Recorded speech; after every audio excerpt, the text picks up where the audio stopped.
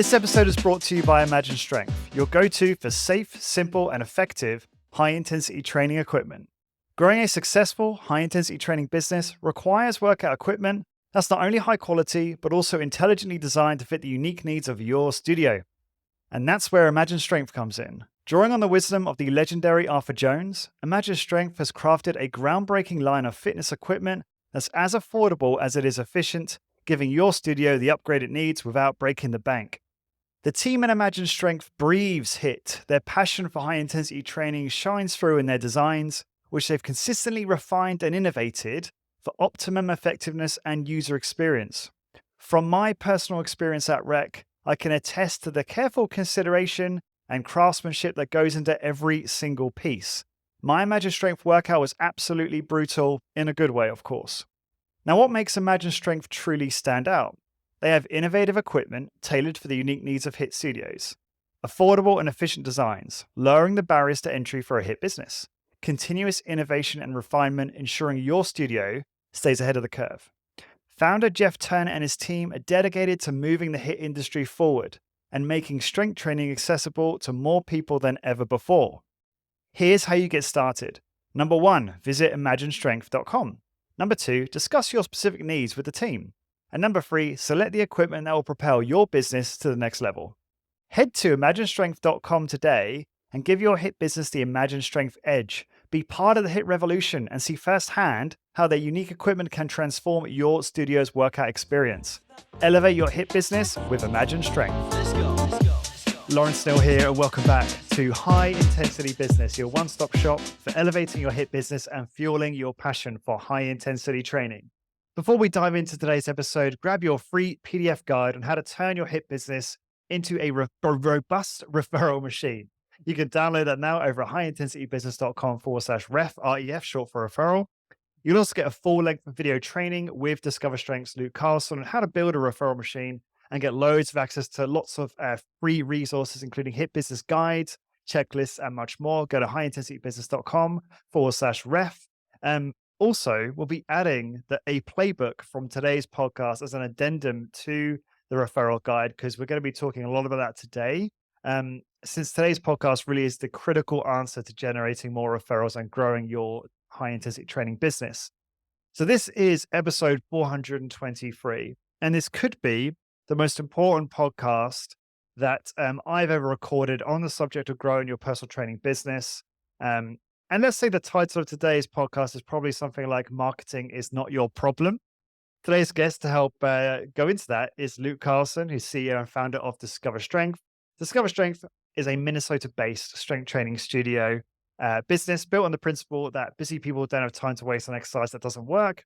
Discover Strength delivers 30-minute strength training workouts twice per week with exercise physiologists. They help their clients look and feel their best in a fraction of the time.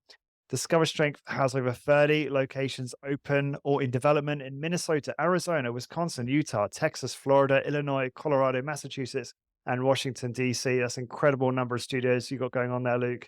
And it's great to see you again, as always.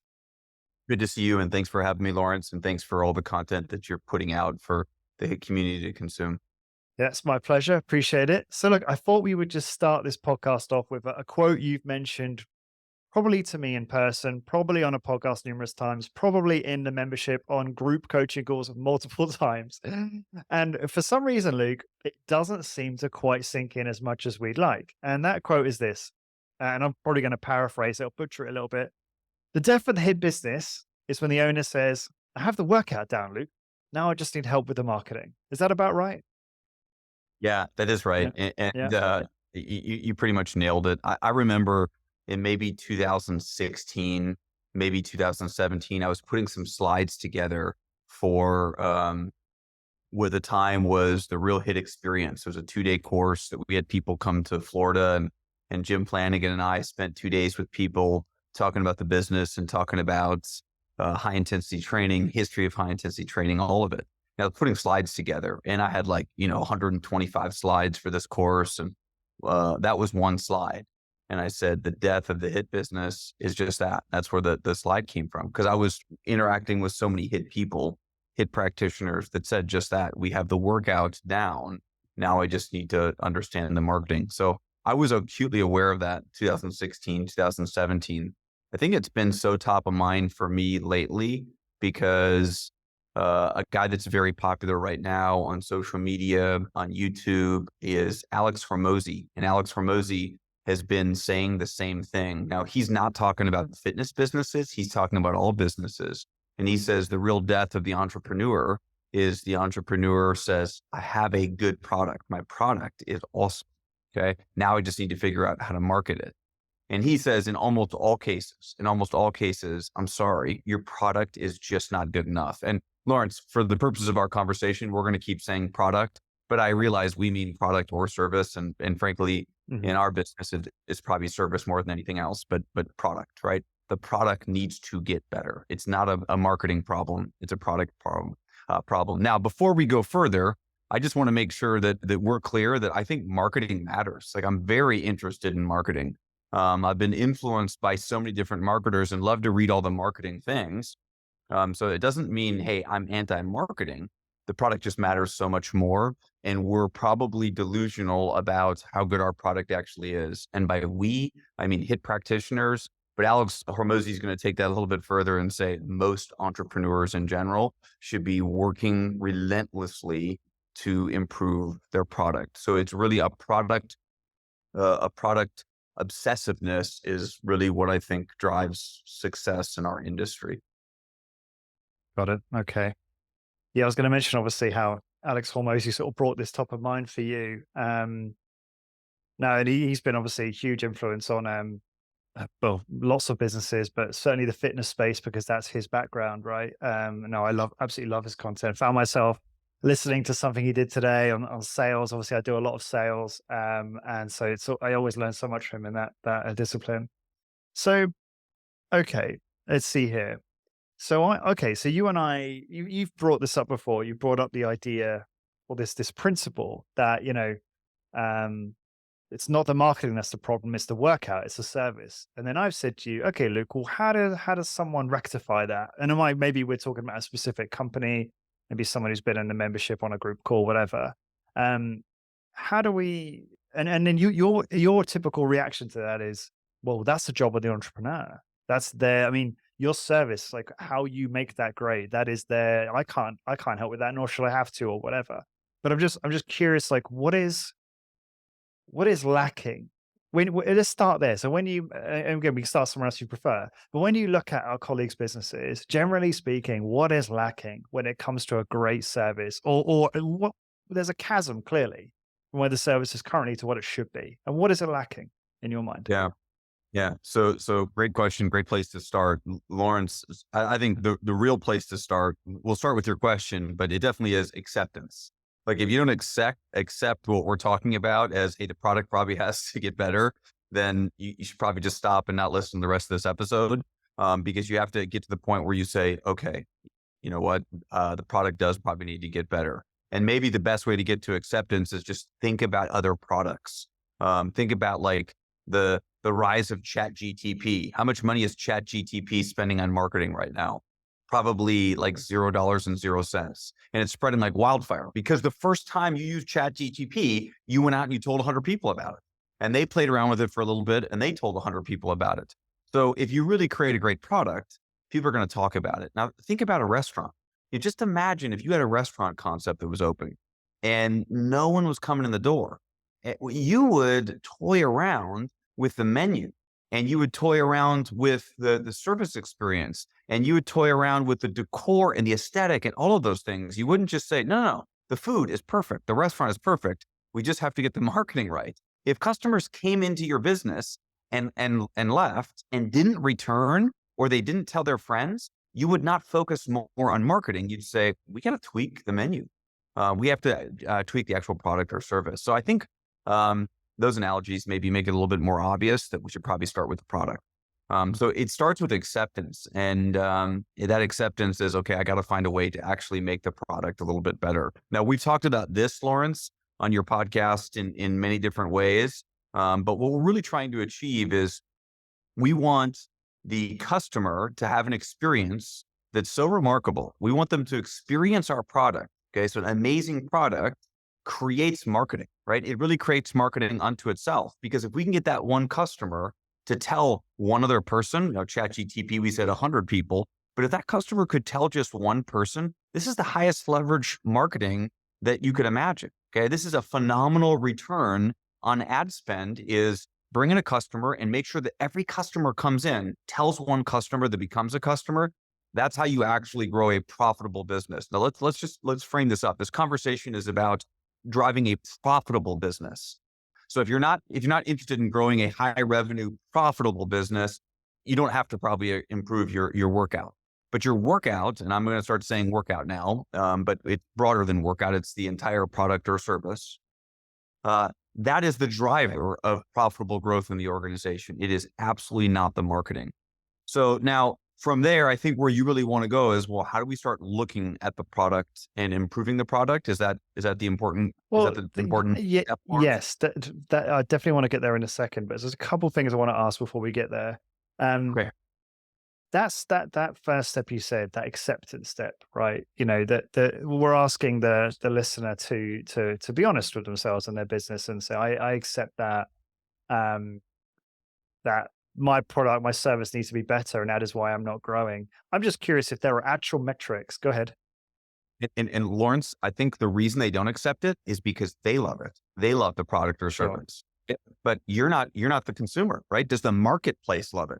So when we talk about this, like, this is value neutral in terms of, am I putting down your product or is Lawrence attacking your product? That's value neutral. It's, does the marketplace love your product, right? Oh, so good. The Yeah. marketplace is really into ChatGTP. The marketplace loves the iPhone. So does the marketplace like what you like? And I think the reason that the entrepreneur, and definitely the hit entrepreneur falls into this, is we love our products so much that we think, no, I am happy with the current product. Now let's figure out how to market it. Well, is the marketplace happy with your product? That's the question. So how do we know? Well, we have to ask the marketplace.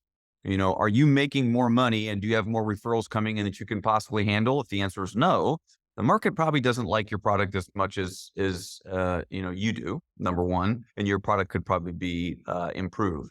So I think we have to listen to the marketplace. Now, I'm going to say marketplace now becomes the consumer, right? Does our customer give us feedback that says, I absolutely love this? And then in addition to that feedback, are they actually referring? That's the best way to actually measure it. So my best measurement for that, of course, is Net Promoter Score, which you can use a lot of different third-party providers to get Net Promoter Score. We've always used Listen 360. I think they're simple and affordable. But Net Promoter Score is the question, how likely are you to refer a friend or family member to fill in the blank business? And it's a score of 1 to 10. A 9 or a 10 is a promoter. 7 or 8 is neutral. 6 or below is a detractor. Now, the score is not the percentage of, you add up all the 8s and 9s and 10s and 6s and take a mean. It's actually the percentage of the promoters, which is 10s and 9s, minus the percentage of detractors, so 6 and below. You toss out the neutrals, and that's the score. So technically, all detractors are worth the same amount, and all promoters are worth the same amount. So the highest score you can have is 100. The lowest score you can have is negative 100. So it's very common for a company to have a 5 or a 25 or a 30, right? So like Ford right now has a 9. The average health club in the US right now is about a 42. So this is the idea of Net Promoter Score. Now, the question is, how likely are you to refer? It doesn't matter that someone actually gets a referral. You're not asking the customer for a referral in that moment, but there's like this referral behaviors. If you're going to refer, Lawrence, if I'm going to say you have to try this restaurant, you're going to love it, I'm co-branding myself, right? I'm putting my relational capital on the line saying, you're going to love it. So you're going to judge not just the restaurant, but you're going to judge me. You're going to say, that's the kind of restaurant that Luke likes to eat at. He enjoyed this food and this experience. So I think that's the best way to measure, hey, do customers love this experience? And then we can go the direction you want to go from here. But we have to listen to the customer's feedback. When they do NPS, they give you a number and then they generally write comments like, why'd you give it this score? And then customers will say things that they like and say things that they definitely don't like. And we should listen to that feedback and make iterative changes. I think Net Promoter Score, Net Promoter System is more powerful than doing like a focus group. There's a place for a focus group, but a focus group is having a facilitator, not the entrepreneur, not the owner, But if facilitators sit down with maybe 8 customers and just talk about their experience, the problem with focus groups is unless you're really skilled at administering a focus group, person says one thing in the focus group, and then everyone kind of shifts in that direction. And you're getting all this feedback, and you write down, well, all 8 people thought that the workout, shouldn't be 30 minutes, it should be 20 minutes. Well, was it the one person said it and they were kind of compelling and they shifted everybody? So you have to be careful in focus groups. You definitely shouldn't ask open-ended questions like, what would you like to see? And that gets back to cliches from, Steve Jobs and Henry Ford that no, we don't ask customers what they want. They would tell us faster horses. And Steve Jobs, his version of that was, I just show them what they want. I show them what they didn't even know they wanted. So we can't just ask the customer, what should we do? We have to innovate, and we have to create the experience. The customer uses it, interacts with it, and then gives us feedback, and we can make iterative changes based on what they say. We've never had a customer come to Discover Strength saying, I'm looking for strength training that's really intense, that's really slow, that's on expensive machines. No one's ever said that, right? Everywhere they've been besides us, that they've had decent experiences, didn't involve any of those things. And if they leave us and they work out somewhere else, it's not going to involve those things. So the customer doesn't, is not going to be able to give you an answer. They're not going to be able to articulate, what it is that would make your experience better if you're asking an open-ended question.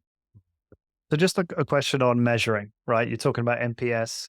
Just quickly, what's the simplest way to set that up in your business? What's the software stack? I mean, I know you use MindBody and Listen 360. Is that the simplest way to do it? It's just those two. It's affordable. It's a great way to start listening to your customer over time. Yeah. So you've got, for those who don't know that, MindBody is the client management software. And then Listen 360 is like another piece of software that integrates with MindBody that gives you this feature. And probably both together, you're probably looking at a starter set of what, $200 to $300 per month, something like that. I would say at most, because I think I think that's on the high end. I think it scales based on how many customers you have. And so if you're smaller and you think, well, it's cost prohibitive, probably not cost prohibitive because it's less expensive based on the user. Okay. All right. Cool. Users. Yeah, got it. And I guess the more or the less kind of objective, but other way to really know if your service is great is, are you simply getting referrals, right? And would you be looking at, I'm curious if we might be able to give those who don't have NPS software in place that, we can give them maybe a kind of more gross heuristic to use. So would there be like a ratio, Luke? Like if someone had 20 clients, like how many referrals they should be getting per week or per month in order to gauge whether their service is good enough? Yeah, I don't know that number, but I do know that if in the average in a studio, if you had 10 customers coming in, let's say they're working out twice a week. So in our business model, right? So you have 20 sessions in a week. Those 20 sessions or those 10 clients, you should be able to generate a referral and an introductory workout every week just from those 10, especially if the business is a newer business and those customers are new to the experience. Right? A given referral source should probably start to gradually slow the number of referrals that they can deliver, because at some point they've referred everybody that they know, everybody in their circle. Once you've referred friends and family and coworkers, if you're 45 years old, the average person is not increasing their social sphere significantly. And so you're probably going to capture most referrals in the first 12 months of the relationship. So if it's a new studio and there's 10 customers, 20 sessions a week, we definitely should be seeing at least a referral and an introductory workout every week with no paid marketing. Got it. Okay. And this brings me back to something else I kind of realized recently, which is, when we were, obviously I got to speak to a lot of your team at Rec recently, and I was asking a lot of, trainers about how they go about getting referrals and that kind of thing, and learning a lot. And I sort of started to think, oh, hang on, most of Discover Strength's referrals come via proactive referral seeking, being creative with the listen and ask method, which you've taught before inside the membership, about how to engage with the client, learn about people they know and problems they have, and help solve those problems and invite them in for a free workout. And there's loads of other obviously different tactics that a trainer can use or a business owner can use to ask for referrals from existing clients. It's very much a proactive approach. But you said to me that actually maybe 10 or 20% come via that way, but like all the rest come organically. So it's important to make that clarification, right? That when you're talking about what you just said there in terms of 10 clients trained twice a week, that this is organic referrals. These are happening spontaneously. You're not asking for them. That's an important distinction here, right? Because you can throw gasoline on the fire and probably get a few more by being proactive as well. Is that fair? We got to touch on two really important points here. The Please do. first point is back to our kind of mediocre analogies before, but the analogies are right. When you use ChatGPT, when you're done using it, they don't say, please go tell a few of your friends about us, right? If you dine at a wonderful restaurant, when you're leaving, they don't say, did you have a good experience? Will you please go tell someone? You just go tell someone. So Sure. truly wonderful experiences, great products, we don't have to ask for referrals. So, I mean, it makes sense when we think about every other industry, right? Every other product or service that we're spending money on. Now, the same is true of our industry. If you ask any of our staff, if you ask our exercise physiologist, hey, what's the best way for you to get referrals? They will tell you, you got to listen and ask. The reason they're telling you that is they've had a rock at some point. Most of them have had a rock where I got to leverage 3 referrals in the quarter. Okay. And as they're thinking about the 13-week quarter, they are listening and waiting for opportunities to ask. So they leverage those 3 referrals. So yes, maybe those 3 referrals came from a listen and ask. They're ignoring the other 97 referrals that came in that quarter or even in that month that had nothing to do with listen and ask. So if you look at one trainer and say, you got to get some referrals over the next few weeks, they're going to listen and then they're going to ask. And I do believe that increases the referrals. But overall, it's 10 to 20% of total referrals. The totality of referrals you're getting, most of them should just be organic. Now, even the listen and ask, I don't know where the separation between organic and listen and ask is, because you can't listen and ask effectively if you haven't delivered value first. So you can listen and ask all you want, but if you haven't created a really good product, you're not going to be successful in the listen and ask. It's far more likely to be an awkward conversation, isn't it, if you attempt to go that route first? I really want to get into the meat soon in terms of the how and the principles and the questions that I think people need to ask themselves. One more thing before we get there, something you said which really fascinated me. You said, look, you kind of qualified this podcast. You said, look, if you want to build a kind of, you didn't say this, but I'm reading between the lines, like an average business, maybe you don't have to have a great service and you can just do some marketing and grow that business. But if you want a really high revenue, high profit business, you need to have a great service, right? And obviously I say service because we're talking about hit. What is that? Can you quantify that? Like, do you, if someone, go ahead. Yeah. Right, Lawrence. No, I'm sorry for interrupting you. You go ahead. Yeah. Let me just say what I'm trying to say is, do you think that someone could build a, I don't know, $100,000, $500,000 business, with a mediocre service? Or, I'm trying to understand, like, what does that mean? Like, because I know, for instance, Luke, and you know this, that not everyone wants to build Discover Strength, right? Because they don't want to build to that scale necessarily, but they would like to have a great service that does just generate referrals on autopilot, right? So I'm just curious, are there levels to the service? I don't know if that makes sense. It's a bit of a modeled question, but do you know what I'm getting at here? Yeah. So a few really important points that we have to address here. So the first one is, well, what if you just want a smaller business? If you had asked me this 15 years ago, I would have said yes. If you just focused on the product or experience, you can grow and run a small lifestyle business, and that's the key. Okay. Now, in 2023, I would say if you want a small lifestyle business, yeah, maybe the product or service doesn't need to be as good, and you could just do some marketing. But if you really want to grow, the product's got to be really good. So I think the reality is the product's got to be good in either case. Okay. Sure. I mean, I just know that you cannot build a 10 or $100 million company or $1 billion company unless the product is a really, really good product. Okay. But I just haven't, I lived it for years and years and years and years, one studio or 2 studios, for a long time. And it was no marketing whatsoever, no marketing strategy, no marketing spend, no marketing anything. And it was just about make the product better, make the product better, make the product better. Either direction, whether you want to have more revenue, and I don't know what the definition of more revenue is, if it's $1 million a year for one studio, or if it's $100 million business, or less revenue. And let's say, hey, it's you and it's maybe one other trainer, and your revenue is $150,000, $200,000 a year. Maybe the key is profitable revenue? I think that's the discussion. If you're spending money on marketing, the quote, just the Jay Baer quote is marketing is the tax paid, or advertising is the tax paid on unremarkable products. And I truly think it's advertising and not marketing. So advertising is the tax paid for unremarkable products or remarkable experiences. So, I think regardless of what size you are, you probably want to be profitable, right? We definitely all have colleagues and friends who are running businesses of all different sizes that surprisingly are not as profitable as we thought. I mean, $20 million businesses that just don't have much profit. And then there's $200,000 a year businesses with great profit margins.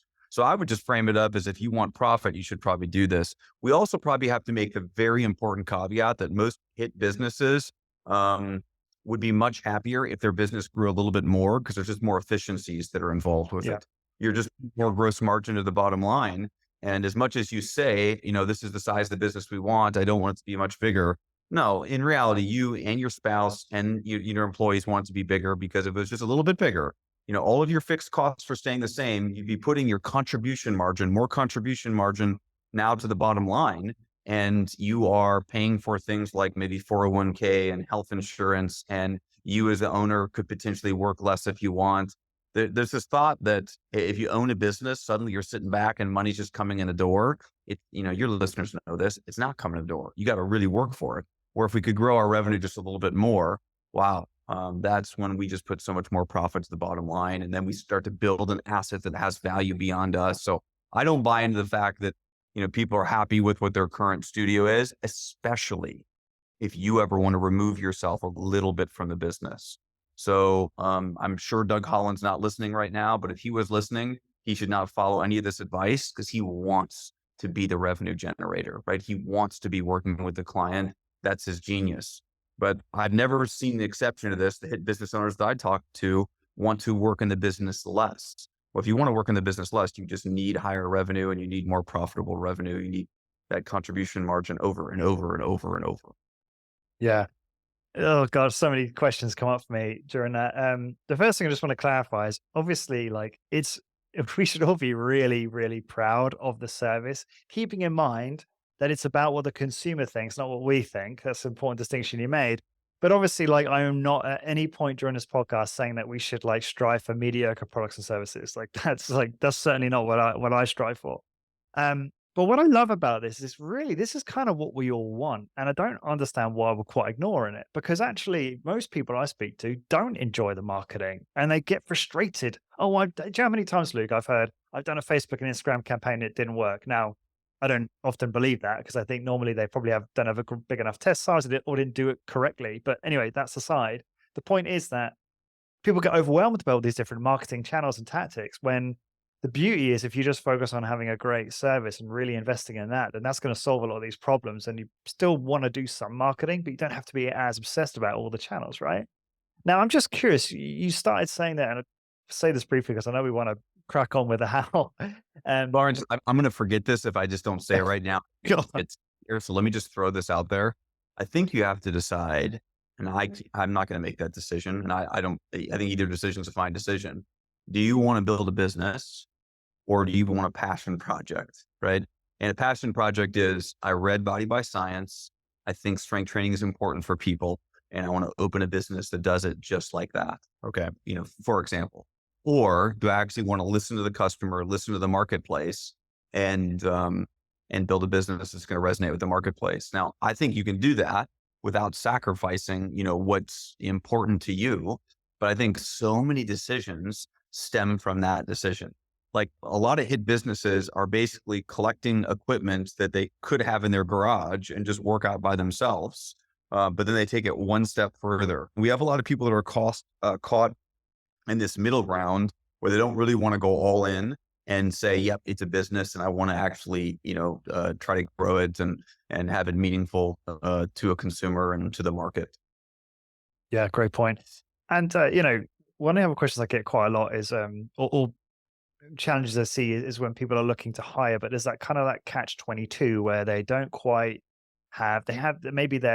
they have a lot of sessions for themselves, but they don't necessarily have enough sessions to support another trainer, and they're worried about cash flow. You've seen this a lot, I'm sure.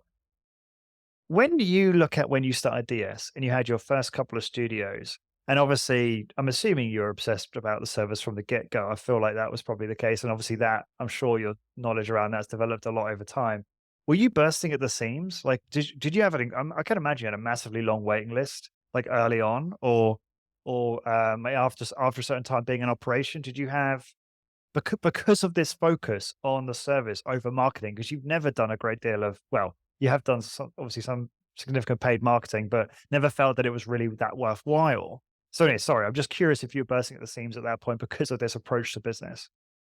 Well, we never had a wait list. I mean, if Mhm. we ever had a wait list, I should get fired immediately because, the purpose of the business, like someone wanted to come in and give us money for our services. I wasn't going to say, sorry, I'm not going to take money for the services that I provide.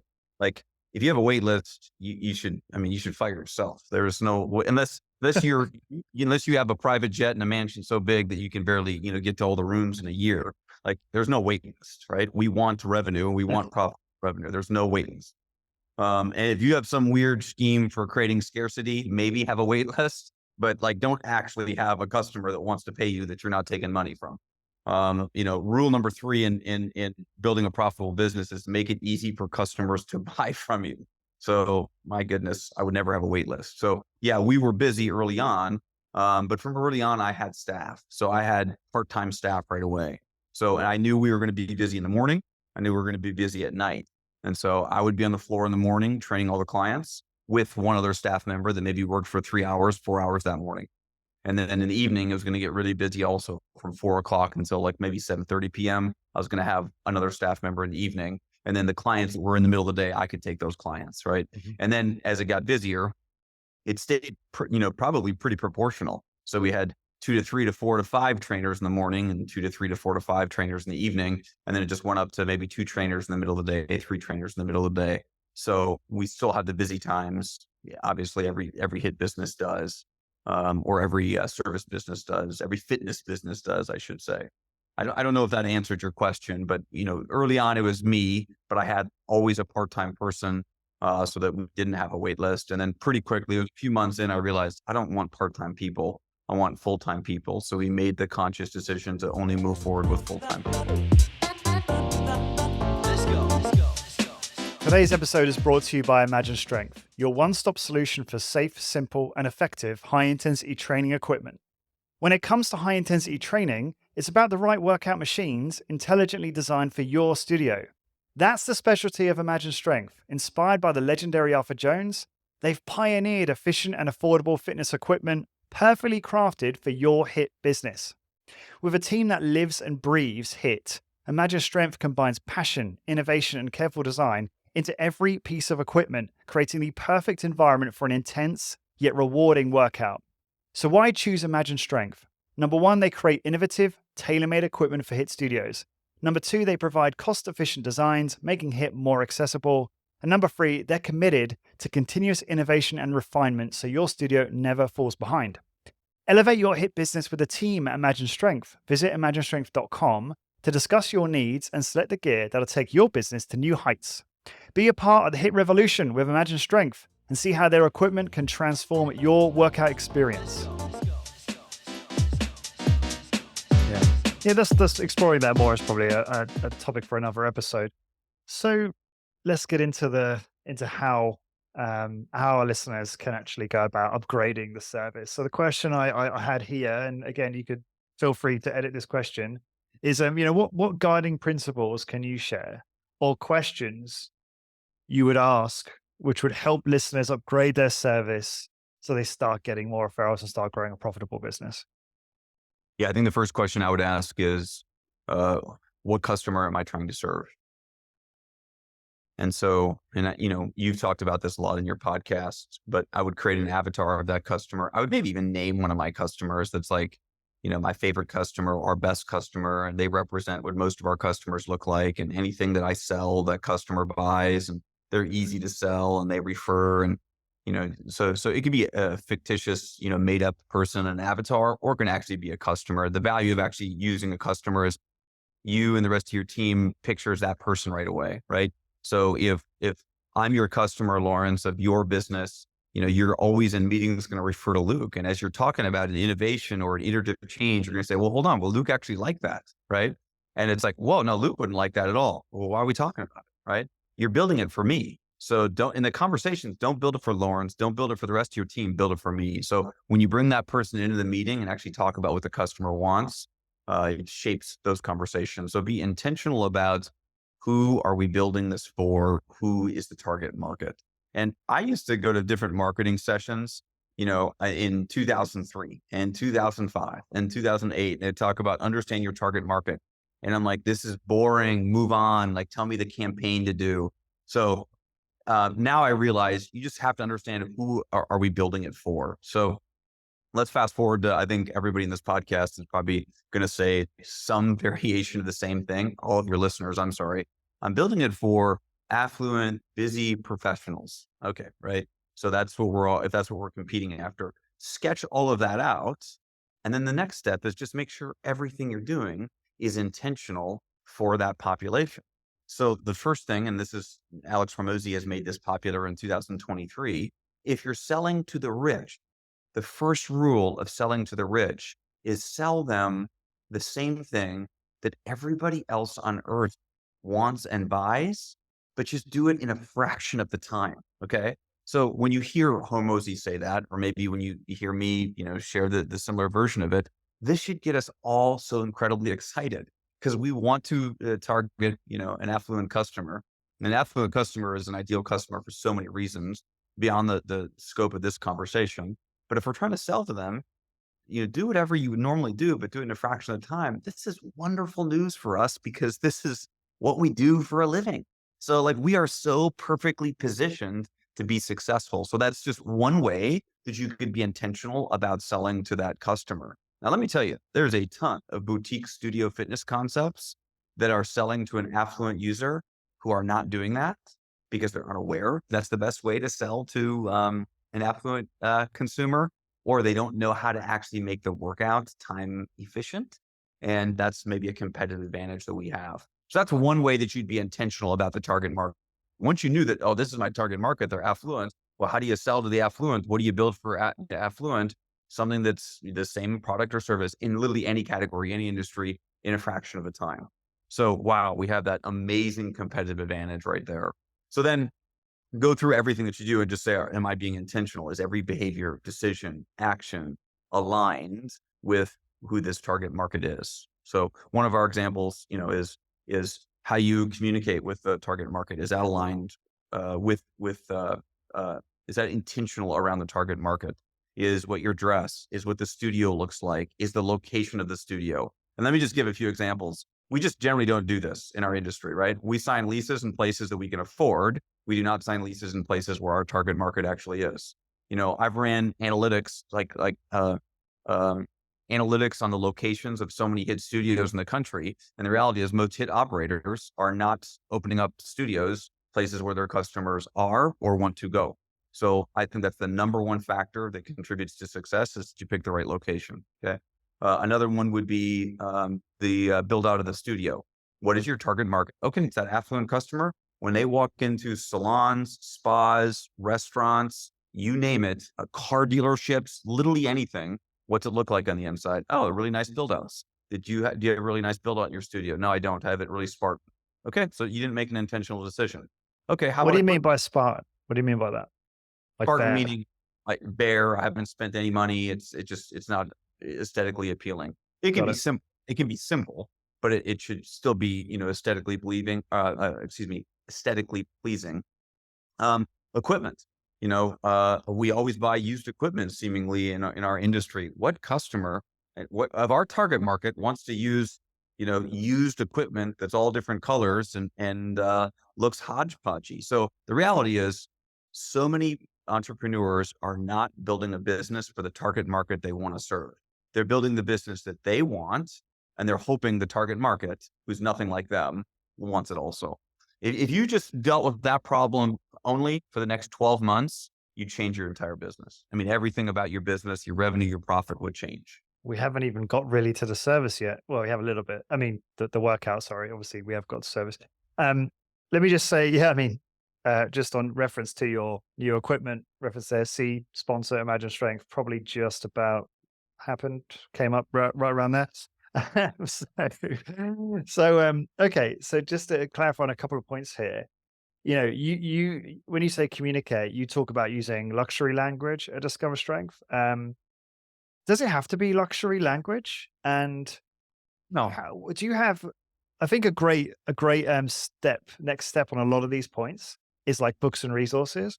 What can people read, what books would you recommend on communication, for instance? If okay, I want to know how my target market wants to be communicated with, where do I go to learn how to do that? Yeah. I don't think there's one perfect book on that question. I wish there was. Um, but I would read, there's a couple different books. I think one's called The New Gold Standard, which is a book about the Ritz-Carlton. And that's a wonderful book to read and kind of gather a little bit about what their communication looks like. Okay. Okay. And Go uh, ahead. Sorry. that's to me, that was such a simple read that I said, oh, I can take stuff from this and build it for us. But I don't think there's one perfect book on that topic. But I would just say be intentional in the communication, right? So how much jargon do you want? How much discussion around anatomy and physiology do you want? How much reference to Arthur Jones do you want? So you've had guests on, like I love Pete. How do you pronounce Pete's last name? Cirqua. Surqua. Like I love his content with you. And he's like, don't mention Mike Menzer, don't mention Arthur Jones, don't mention. And I largely agree with him, unless, of course, that's part of your brand. So you have to decide. So after understanding who your target market is, the big question is, well, what is what kind of brand are you trying to build? Right. And so once you understand what the brand is, and there's only a few questions you have to answer to understand what your brand is, then every decision has to be aligned with the brand. So what is brand? It's, well, what are our values? What's our purpose? What's our strategic niche? So the actual business that we're in, what makes us different, which we've talked about on other episodes, right? What are our three uniques or our strategic anchors? What's our big, hairy, audacious goal? And then there's two other key elements of brand to me is, what are we being intentional about in terms of the customer service experience? And then what are we being intentional about in whatever the core offering is? And for us, the core offering is the workout. So how are we being intentional about that? Once you have kind of the brand framework laid out, and it's really pretty simple, there's only a few decisions we have to make. Everything we do around the product has to connect to that. Because the brand is kind of, like what people feel when they actually experience your workout. And so all of those things your business, what they feel when they experience your business. And so all of those things have to be aligned. We can't have a say-do gap where, hey, we said we're this, but we're actually showing up this way. So one of them, million examples there is, one of our three uniques is expert educated trainer. Okay. Well, if, we send out a journal article every Monday to our staff to read, to discuss in their meeting on Tuesday, if we found out the staff member was not reading the journal article, or if one of our locations or one of our franchisees said, hey, we're not going to read that journal article anymore. Well, hold on. Our whole strategy is expert educated trainer. If we're not reading the journal article, we're making a conscious decision to move away from being an expert educated trainer. Okay. If we say, hey, we have a conference every year, it's called REC. If a trainer said, hey, I got something going on that weekend, I can't attend REC, we'd say, well, hold on. Our whole strategy is that you're an expert educated trainer. If you don't attend REC, that's not aligned with the strategy, which is not aligned with the overall business, or brand. We told the consumer that you were an expert educated trainer. What if they found out that you didn't read the journal article, you didn't read the book, you didn't attend the conference, you didn't invest in the certification? What if they found that out? So every decision we make has to be aligned with every element of the brand. Now, I'm not saying that's got to be a part of your brand. There's so many people in our field where I love what they do and I love their brands. Their brands are different than ours. And so not all of our brand decisions should be the same decisions. And I use Doug Holland because he's such a great example. I mean, his brand is just a different brand than ours, but just be intentional about all those brand decisions. Okay. Interesting. I guess totally makes sense. Like those questions you ran through questions like, what are your core values? What's your purpose? What's your strategic niche? All this is straight from EOS and, attraction, obviously. Oh, well, at least it's put in a framework there. I know that's not where it all originates from. And that's really interesting. So, okay. So just to give listeners, more of a guide and framework around this, it's like, okay, to address how you want to communicate with your target market, your dress code, studio aesthetic, location, equipment, etc., you also need to define your brand. And the best way probably to do that would be to pick up a copy of Traction by Gino I Wickman. would say two things. You Go can ahead. read track. You can read Sure. track, but you also should read Denise Lee Yeah. Yon. She has a book, Brand as Business, where she's just saying, well, make every decision based on the brand. Don't make the decision based on your employee. Don't make the decision on your customer alone. Make the decision on your brand. So once you figure out what the brand is, then all your decisions can start to align. The worst thing you can do in our field is, hey, I just talked to Fred Hahn and this is what he's doing. So I'm going to make this decision. Oh, I just got off the phone with Doug Holland and he's doing this. So I'm going to do that. So you're putting together different pieces of a brand experience from wonderful practitioners with successful businesses, but you can't take all those separate pieces and put it together and have it work in your business. So you have to have a framework for how do I take all this in? How do I understand what Fred is doing? And then decide, well, how do I want to do it in my business? You got to have a brand framework. And normally I hate cliched things like brand frameworks. But really, if you look at Denise Lee Young's book or Traction or EOS, or if you just listen to the things we just went through 2 minutes ago, I mean, that's it. That is what a brand is. It is literally that simple. And so once you figure those things out, you can start making decisions that are aligned with those. I mean, at Discover Strength, every one of our decisions is aligned with that brand framework. And sometimes an employee is like, God, why are you being so hard on me around this? And I said, I have to be, right? Look at our brand framework. Okay. We don't have it like on a document that are people staring at, but I just say, hey, this is one of our 3 uniques, or this is one of our core values. If I didn't lose my shit over the fact that you were doing this or not doing this, we'd have a huge say-do gap, right? The consumer is literally paying me to lose my shit over you doing or not doing whatever it is. Like we are supposed to stay on brand. And then eventually, that employee, that Discover Strength team member says, okay, yeah, that makes sense. That makes sense. But if you don't have that framework, every decision is just a random one-off decision. That's it. You've got no filters, right? You've got no filters to help you actually make decisions. And I think Yeah. that's, again, so liberating and so empowering, and it keeps you so focused because it makes it very easy to understand when to say no and look at all these attractive things which aren't going to be a good fit for your business. And there's a real lack of this in our niche. Obviously, there's a real lack of this in business, period. But in high intensity training, I see all the time. I see people asking questions about marketing tactics. I don't know, asking random questions about how to tackle certain obstacles in their business. But it's like this is the foundation. Like that's a quick segue. Or diversion.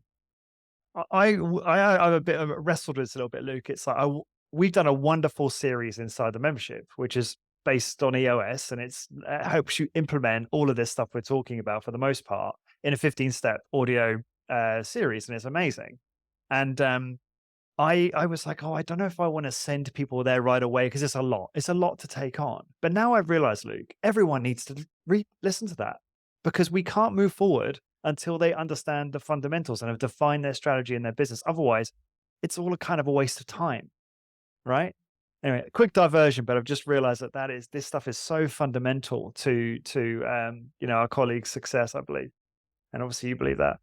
So look, okay, so we've covered identify target market, understand how to most of our target market is the same or similar. It's affluent, busy professionals, and the fact that we do time efficient training, we address the benefit of speed is very attractive. We should be leaning on that.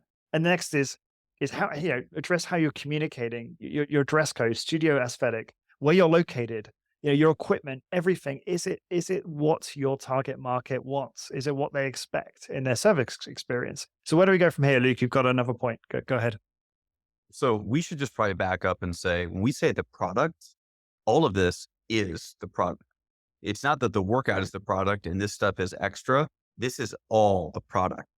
I was on the phone recently with the CEO of a $1 billion plus company, and he's asking me about Discover Strength. And he's like, well, what's the value proposition? Why is someone interested? And I didn't say, well, because we're using a 2-second, 4-second speed, eliminating momentum and going to failure. I talked about all of it very quickly, right? Like this is the value proposition. It's a 2,000 square foot studio in the best locations everywhere in the country. The consumer is already time strapped and They can get in and out and 2 workouts per week. It's strength training. Strength training has been timeless. There's no fad around strength training. But every passing week, we understand that strength training is even more important than we previously understood, right? So I told them all of that. That's the product. That's what we're selling.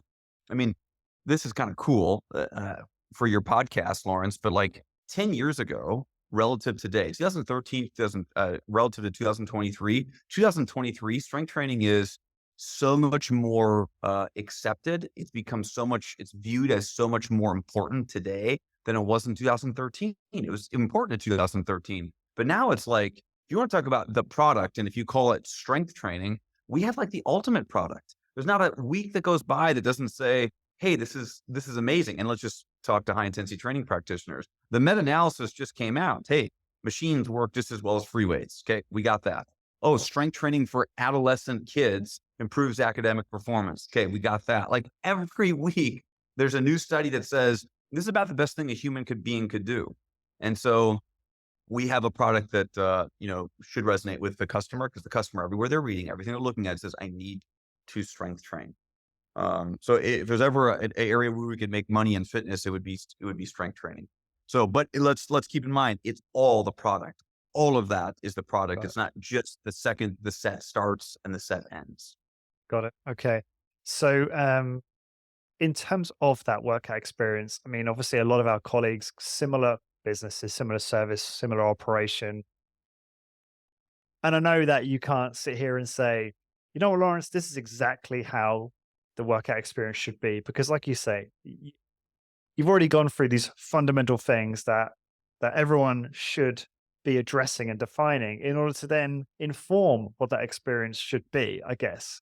Go ahead and let's try and finish on this point if that's, yeah, go ahead. So let me just kind of give this analogy. Okay. So this is the point where it becomes fun for the entrepreneur. What are we trying to build with that workout? So let's just look at restaurants again. Okay. So I'm making this up. Taco Bell, okay, is massively successful, profitable, revenue, all of it. Okay. And they are, it's very mediocre Mexican food. It is fast food. Well, a step up from Taco Bell, I don't know if you have it in the UK or not, Lawrence, is Chipotle. Chipotle is considered a different category. They're quick serve. They're almost twice or 3 times as expensive as Taco Bell. Okay. Taco Bell and Chipotle aren't saying, well, come on, we both are Mexican food. We're the same. Okay. No, they're not. And they know they're not the same. Well, there's the step up from Chipotle. Okay. There's like a sit down, fine dining Mexican restaurant concept. Okay. And some of them are scaled. One of them is, Cantino Laredo. They're all over the place, right? That's a totally different experience than Chipotle.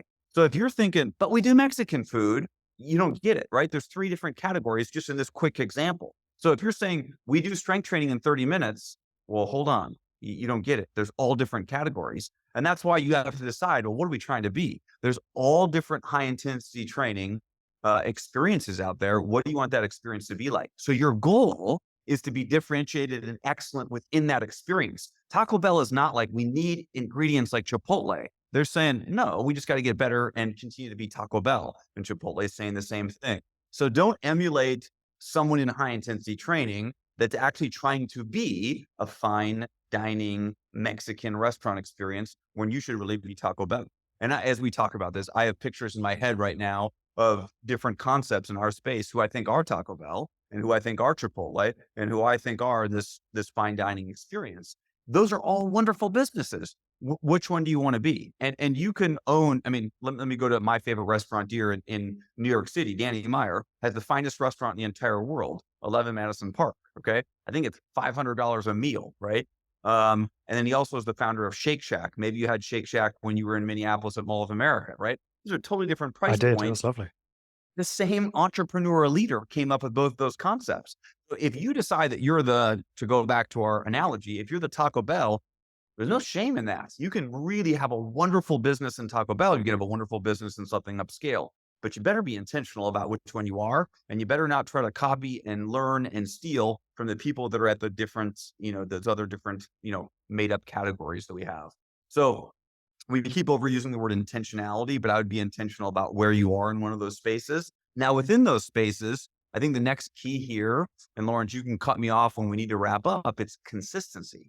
So how do we make sure that wherever we are, we're consistent? So are we always at that Taco Bell level? Are we always at the Chipotle level? Or are we always at that third level? So consistency gets back to, of course, our systems and our processes. And is every staff member delivering the workout in the same way? And when I say the workout, I also mean the customer experience, the communication, but I mean how we perform a repetition, what we do at the point of muscle failure, all of it. When we have more than one service provider, there just needs to be consistency. If you ask us like what we're dealing with at Discover Strength on a regular basis, all we're focused on is how do we provide a consistent experience. We just can't have a client. I can't stop in at our Scottsdale location 2 weeks ago and I train a client and like, whoa, that was totally different than anything I've had.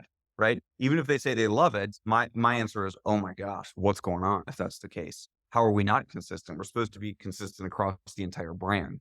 And now if your listener's like, well, it's just me, well, this is pretty easy for you to do then to keep it consistent. If it's just one service provider, you can keep it consistent. But I think consistency is the key. Beyond that, I can't tell you how to create a better workout because that would be like, well, how do you create a better restaurant? Well, what do you want to do? Do you want to create Taco Bell or do you want to create Chipotle or do you want to create that sit down concept? So you get to decide that. And that's the exciting part. My argument is be intentional about it, align it with all those brand factors. And then once you have that intentionality in place, we have to be incredibly consistent around it. Now I'll give you kind of one, element that you're not asking for. I largely think, and you've heard me say this a million times, there's got to be variation in the exercise. And I think there's got to be a really high level of intensity. And if there's a third one, I think is we got to be really tough on people's form. I think people stay longer, clients stay longer and spend more and refer more if we are tough on their form. I mean, really tough on their form and we really push them at a high level of intensity. That's my personal observation and belief. If that's not part of your concept, that's okay. But man, if I wanted to grow something that's high revenue and highly profitable, I would be tough on form. I would really push the intensity. Luke, can you run for 10, 5 or 10 more minutes? Of course. Yep. Of course. Thank you. No, I didn't have a hard stop. I love this. And it's just maybe, I don't know whether our listeners are struggling with this, but one of the things I struggle with is maybe I'm a very visual person and I don't want you to give names of studios or anything like that. Maybe you can, I don't know, maybe it would be fine to do that. But if you could, and you're great with analogy, by the way, but using like the Mexican metaphor analogy used there in terms of the different tiers, I'm trying to understand like what does Taco Bell look like in HIT, and what was that really fancy high end restaurant look like in HIT? Like maybe you could, I don't know whether that's possible to answer, but I'm just curious, what does that look like in terms of a HIT training experience? Those two differences in your mind.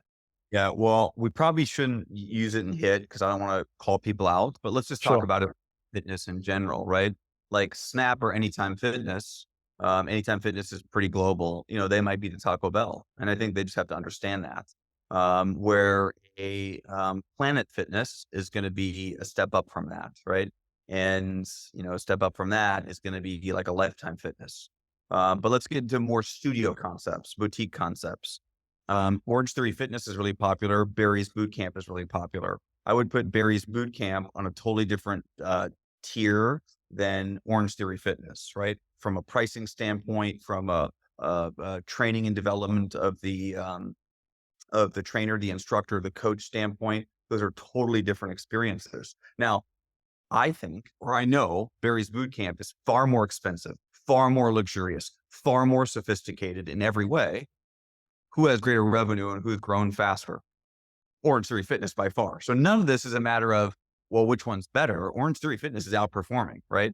And to go back to our Mexican food analogy, there's a heck of a lot more Taco Bells and they're making more money than Chipotle is. Okay. And it's not even close, even though no one's ever had a burrito at Taco Bell and said it's better than the burrito at Chipotle. So let me try and just understand. The Orange Theory target market is likely to be lower income than the Barry's Boot Camp. Correct. But because they've built their business better in terms of tailoring it to that target market, they're likely to have been far more successful. That's the bottom line, right? Bingo.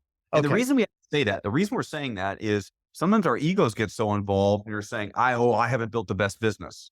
Well, no one's talking about building the best business. Is best business the quality of the workout? Is the price point, or is it how much Subjective, revenue? right? Like think about Walmart. People say things, And I don't know how much is Walmart largely in the UK or not? Well, yeah, it's I think where they used to own Asda, but I think they sold Asda or Asda. Yeah, Asda was a supermarket in the UK that I believe is owned by Walmart. I'm not sure if they're still connected. Okay. So Walmart is the largest company on earth. Okay. Yeah. Oh yeah, Walmart I've seen them. Yeah, huge. Yeah. Walmart's responsible for creating more billionaires, right? Walmart is a massively successful organization. Okay. But anytime you talk to like one of my friends or people that they're like, oh, I've never been in a Walmart. Oh, I would never go to Walmart. Oh, I don't shop at Walmart. Right. It's not a high end experience. Right. So when we're saying, oh, you're the Taco Bell or some hit studios or more of a Chipotle than a fine dining, there's nothing wrong with that. Right. Sam Walton said, no, I want to build Walmart and I can build it into a massive company. So none of this it's value neutral, right? It's not like a put down on what you're trying to build. It's just be intentional about what you're trying to build and make every decision based on that. And I think the big problem God. with studios is they are totally confused around what they're trying to build and all the decisions that are related to that. Like I can't wait to see the hit practitioner that ends up or the hit leader that builds the Walmart of high intensity training or, the Taco Bell of high intensity training. There's a huge market for that, but there's a huge market for the other categories as well. Yeah, you just got the gears turning in my head. Like, if it were the Walmart version, could be very low cost, then obviously that's going to reflect in terms of the trainer conversation is going to be way less. But then you're not looking for the same skilled trainer you might in Discover Strength experience, right? Definitely. So that's why Yeah. if the Walmart of high intensity training said, Luke, how should we upskill our trainers? I'm going to say, well, I'm the wrong person to ask. I don't even know if you want to upskill your trainers. I don't even know if your concept has trainers or if there's just a little bit of AI and people are, doing it themselves. That's the Walmart. That's not what Discover Strength is. Like we know that we want to be the Ritz Carlton. We want more touch and we want more and that's fine. And that doesn't mean our business is going to be the biggest business, the most profitable, the most successful. It's just intentionally what I'm interested in building. So we just have to decide what we want to build. Yep, amazing. That's thank you for that. It was really helped clarify that for me. And there's been several epiphanies from here during this podcast, Luke. And a lot of that, Go Lawrence, ahead. is really deep, kind of like, theoretical business stuff. But like, let's just zoom out when I think about what we started talking about in this podcast is, well, you don't need to market that much. You just need a better product. Okay. And it gets back to me to the time, I think I almost drove off the road to stop and write it down. Doug Holland said on your podcast, if you take someone through a workout in the next 24 hours, they haven't told 3 other people about that workout. You didn't do something right in the workout. Okay. I mean, we probably could have just stated that 15 times in a row on this podcast and said that's it and wrapped it up there. So you have to make sure that the workout is worthy of remarking about. It's not a marketing issue. It took me a long time to realize this because I'd have wonderful colleagues saying, yeah, we don't get that many referrals. Our workout's good, but we need to focus on marketing. Actually, people love their personal training, but they actually don't like to tell their friends because they don't want their friends working out where they work out. And it took me a while to realize, nope, all that's bullshit. That's dead wrong. You just need to improve the product or experience. Thank you for that. And just to clarify that one step further, so we're not really talking about a better product necessarily, or better is a subjective word here. It's more better means it's tailored to the target market it was intended for, which is going to But that's not better produce. mean. Yeah. Right. Okay. Yeah. Sorry. I What's a guess like better that. mean? I think that's what confused me though, Luke, because it was too Yeah. simple. Yeah. Yeah. So when we think about Taco Bell and Chipotle, Taco Bell's trying to build a better business, a better product, but Yeah. not a better taco, right? The taco is not supposed to taste better, but in probably Right. all cases, Taco Bell's got a better business than Chipotle. I mean, Taco Bell has a better business than Chipotle. It's a better product. Okay. Now it's a different product. The actual taco doesn't taste as good, but they built a better product. Got it. Right, because it's better. It's serving their target market better, which is producing more remarkability. Yeah. Wow. Okay. Mind blown. Luke, this has been amazing. Any final thoughts you want to share? I know you just wrapped up really well there with a Doug Holland classic quote, but any other final thoughts? Yeah, I mean, I would just emphasize the Doug Hollins. That's what I go back to all the time. And let me just think about myself. So when I train clients in one of our facilities, so every Monday I rotate to a different facility and work with clients for 3 hours in the morning. Start at 5:30 a.m. I'm done generally by 9 o'clock, and then I can kind of start with the rest of the business day. But I've seen a bunch of clients in the morning. And every once in a while, a general manager at one of our locations will tell me in person, or they'll send me a Slack, "Hey, thanks for stopping in today." And in my head, I'm thinking, I didn't stop in. Okay. I did not stop in to just take a few clients. My whole focus in being there was to give 4, 5, 6, maybe 7 sessions that were so compelling, that were so good, that those 7 clients that did a workout with me, they can't help but all go tell one person that became a client, right? That is my only focus, is can I deliver that level of workout? So the question I would leave your listener with is, if marketing was banned and looked at as unethical, or for whatever reason, marketing is shut down going forward, you are no longer allowed to market, and you are down to one customer. You have one customer in front of you. You are not allowed to market. How would you treat that customer in the next experience to guarantee that they would tell somebody else so that another person came in the door? Okay. Whatever the answer to that question is, okay, get out a notebook and write that down. Whatever you do for that one customer, do that for every customer. Okay. That's how you grow a profitable business. Perfect. Thank you, Luke. Well, I just want to say firstly, thanks for being so flexible with your time. And for everyone listening, we're recording this on a Sunday afternoon, Luke's time, evening, my time. And I really appreciate that. And to find out more about Luke, obviously they can go to discoverstrength.com, discoverstrengthfranchise.com. Those are the best places these days, right, to send people. And for everyone listening, please subscribe on your favorite podcast app. Takes 10 seconds and really helps this podcast grow. It's kind of ironic I'm saying that after the conversation we just had. Although obviously we do get a good amount of word of mouth on this podcast as well. Remember to grab your free PDF guide on how to turn your hit business into a robust referral machine. That's over at highintensitybusiness.com/ref. And as I said, that guide, which is amazing anyway, and has a full-length training from Luke on how to build a referral machine, is going to have an addendum, which is going to be a playbook from this podcast. It's really going to give you the full, guide step-by-step on how to make sure you can generate a lot more referrals and grow your business. And lastly, to get the show notes for this episode, please go to highintensitybusiness.com and search for episode 423. And until next time, thank you very much for listening. This episode is brought to you by Imagine Strength, your go-to for safe, simple, and effective high-intensity training equipment. Growing a successful high-intensity training business requires workout equipment that's not only high quality, but also intelligently designed to fit the unique needs of your studio. And that's where Imagine Strength comes in. Drawing on the wisdom of the legendary Arthur Jones, Imagine Strength has crafted a groundbreaking line of fitness equipment that's as affordable as it is efficient, giving your studio the upgrade it needs without breaking the bank. The team at Imagine Strength breathes HIIT. Their passion for high-intensity training shines through in their designs, which they've consistently refined and innovated for optimum effectiveness and user experience.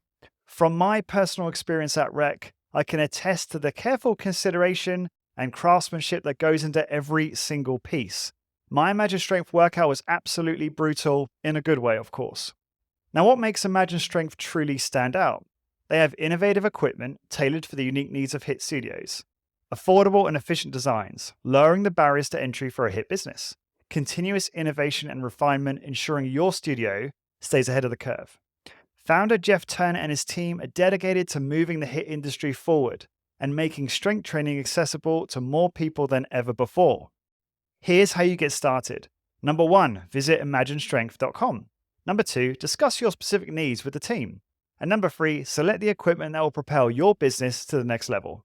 Head to imaginestrength.com today and give your HIIT business the Imagine Strength edge. Be part of the HIIT revolution and see firsthand how their unique equipment can transform your studio's workout experience.